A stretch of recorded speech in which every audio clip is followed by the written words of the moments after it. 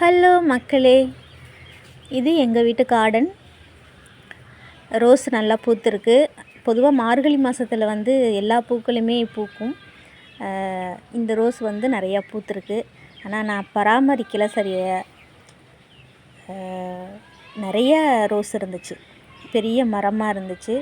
இப்போ அதில் ஒன்று மட்டும்தான் இப்போ இருக்குது. அது மட்டும் இல்லை, நான் நிறைய ரோஸ் வகைகள் வச்சுருந்தேன்.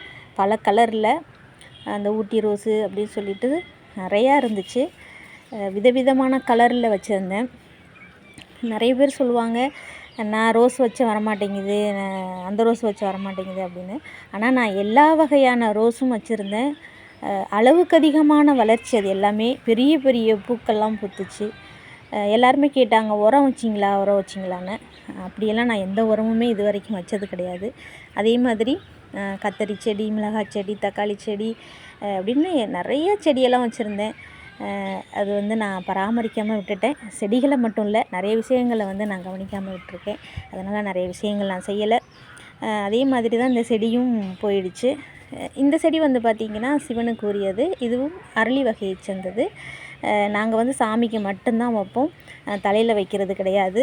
நான் இந்த செடி வச்சுருக்கிறதே சாமிக்காக பறித்து வைக்கிறதுக்காக தான். அந்த காலத்தில் ஒன்று சொல்லுவாங்க, நம்ம தோட்டத்தில் நம்ம செடி வளர்த்து தண்ணி ஊற்றி அந்த பூவை பறித்து கட்டி போட்டோம் அப்படின்னா அது நல்லது அப்படின்னு சொல்லுவாங்க. ஆனால் இப்போ எல்லாம் யாரும் அந்த மாதிரி செடி வளர்க்குறதும் இல்லை, அந்த மாதிரி சாமிக்கு போடுறதும் கிடையாது. இந்த செடி வீட்டில் வைக்கக்கூடாதுன்னு சில பேர் சொல்லுவாங்க. ஆனால் நான் வச்சுருக்கேன். எதுக்கு வச்சுருக்கேன் அப்படின்னா, சிவனுக்காக நான் இதை வச்சுருக்கேன். இந்த பூ நல்ல ஒரு நறுமணம் கிடைக்கும், நல்ல வாசனையாக இருக்கும். ஆனால் இதில் பாய்சன் இருக்குது. சின்ன குழந்தைங்க இருக்கிற வீட்டில் கொஞ்சம் கவனமாக தான் இருக்கணும், வாயில் எடுத்து வச்சிடக்கூடாது. கண்டிப்பாக இதில் பாய்சன் இருக்குது. நம்ம தான் கவனமாக இருக்கணும். எல்லா பொருளுமே பொதுவாக நம்ம வீட்லேயுமே நம்ம இருக்கும்போதும் கவனமாக தான் இருக்கணும். அந்த மாதிரி இதுவும் எக்கச்சக்கமான செடிகள் வச்சுருந்தேன். எல்லாமே நான் கவனிக்காமல் போயிடுச்சு. சில பேர் வரமாட்டேங்குதேன்னு சொல்லிட்டு வருத்தப்படுவாங்க. ஆனால் நான் சரியாக கவனிக்காமல் செடியெல்லாம் போச்சு. ஏதோ இப்போ 1, 2 மட்டும் இருக்குது, பூத்துக்கிட்டு இருக்குது.